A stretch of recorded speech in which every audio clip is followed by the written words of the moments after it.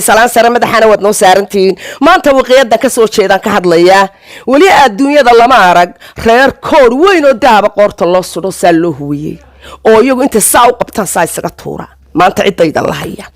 sababta ay waxa weeyaan annaga habar jeclo iyo waliba ninkii siiraanya la oran jiray xisbi ballaaran buu xaafadayada u dhiibo wuxuu war mas'uul ka noqda ummadana ku soo haga soo ma garanaysiin laakiin eeg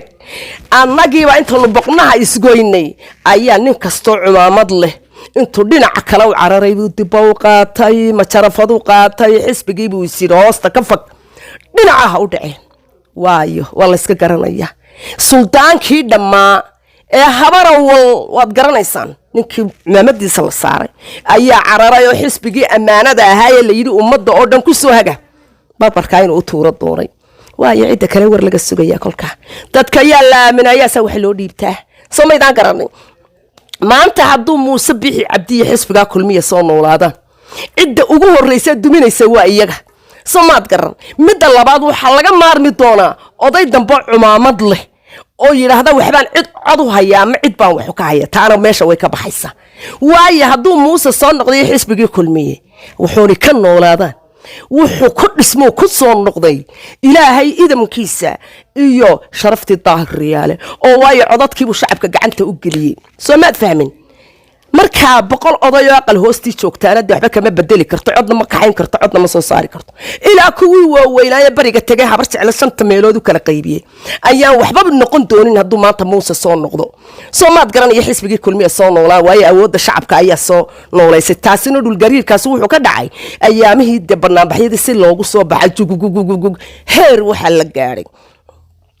kaadharka dadka lagama wada iibsanayne in dhinacyada loo malaynayo inay kulmiye u codayn doonaan filbaha dhulka loo dhigo ganacsatadii baa loo adeegsaday Soomaad garan hadda ma garato wadikii arkayay oo Soomaaliland aqoonsi ma haysatee anu lama yaabin ninka ganacsatadii hadduu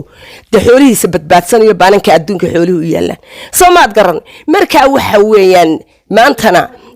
waxa sa igaga daran wax walba Xasan Sheekh kule xisbigii talada ay inta laga batay baan codkii uu haddana isagoo natiijadii qaatay yaa uu rabay majinba uu waramay wasiirka arrimaha dibadda ee Soomaaliya Fiqi isagu arintii markuu arrimaha gudaha ahaana arintii la ascaarod isaga qarribay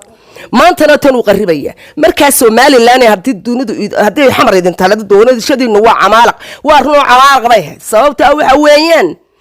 doorasho sharcigi oo dhan looga tagay oo maxaan ku yiraahdaayay dhowr oo soo ikhtiraaceen waa camaalaq dadka ku dhibsanina ku soo baxay ku ay la hadaba nabada inaad rana wareerinina mid kale waxa la yiri Saad Muuse ku noqdo waxa la yiri nin isku jiiday bilaawaha dayn looma haysto isaga isku dooxo birta daabka haysta wali lama arag wax isagu boqna